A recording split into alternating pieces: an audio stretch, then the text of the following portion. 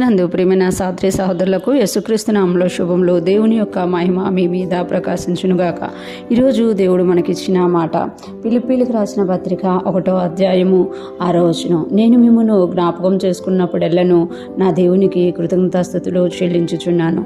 ఈ మాటలు మనం ఫిలిప్పీలకు రాసిన పత్రికలో పౌలు గారు ఫిలిప్పీ సంఘాన్ని ఉద్దేశించి రాస్తున్న మాటలుగా చూడగలం. ఇక్కడ అంటున్నారు కదా, నేను మిమ్మును జ్ఞాపకం చేసుకున్నప్పుడెల్లను అంటే పౌలు గారికి దేవుడు అనేక సంఘాలను ఇచ్చారు. పౌలు గారు విస్తారంగా సేవ చేశారన్నమాట.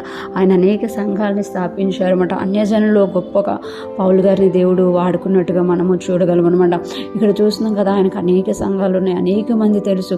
కానీ ఫిలిప్పీ సంఘం ఎప్పుడైనా ఆయనకి జ్ఞాపకం వస్తే, లేకపోతే ప్రతిరోజు ఆయన ప్రార్థనలో ఫిలిప్పీ సంఘం దగ్గరికి వచ్చినప్పుడు ఆయన అంటున్నారు కదా, నా దేవునికి నేను కృతజ్ఞతాస్తుతులు చెల్లించుచున్నాను. అంటే పౌలు గారి హృదయము ఫిలిప్పీ సంఘముల ద్వారా ఏం చేయబడింది అంటే ఆదరించబడింది అనమాట. అందుకే ఇక్కడ అంటున్నారు కదా, నేను మిమ్మల్ని జ్ఞాపకం చేసుకున్నప్పుడు ఎల్లను అంటే ఎప్పుడు మీరు జ్ఞాపకంకి వచ్చినా నా హృదయంలో నుండి, నా నోటిలో నుండి దేవునికి స్తుతులు వస్తున్నాయి అని ఇక్కడ తెలియజేస్తున్నారు. మనం 5వ వచనంలో చూస్తే, గనుక మీ అందరి నిమిత్తము నేను చేయి ప్రతి ప్రార్థనలో ఎల్లప్పుడూ సంతోషంతో ప్రార్థన చేయొచ్చు. అంటే ఆయన వారి కొరకు ప్రార్థన చేసినా సంతోషంతో ప్రార్థన చేస్తున్నారు.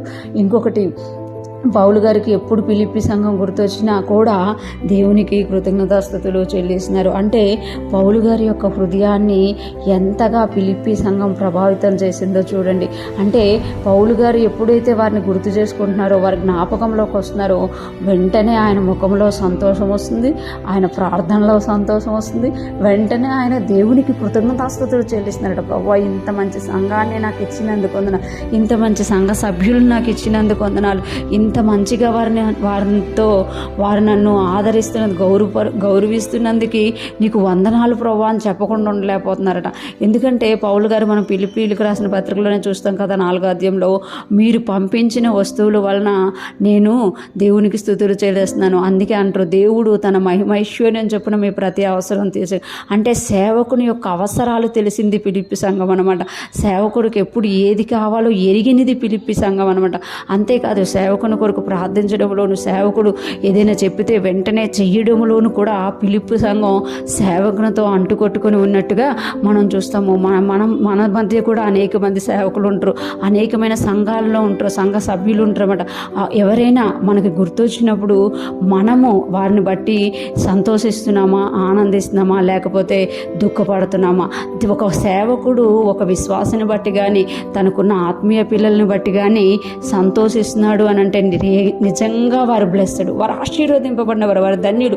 ఎందుకంటే క్రీస్తు యొక్క పనిని పట్టుకొని పరిగెడుతున్న సేవకులు హృదయంలో మీరు ఆనందాన్ని కలగజేస్తున్నారు. అదే సమయంలో ఎప్పుడైనా సేవకుడు గుర్తు చేసుకొని దుఃఖపడుతుండా, లేకపోతే ప్రార్థనలో వారి గురించి నలుగుతున్నాడా అంటే ఒకసారి ఆలోచించాలన్నమాట.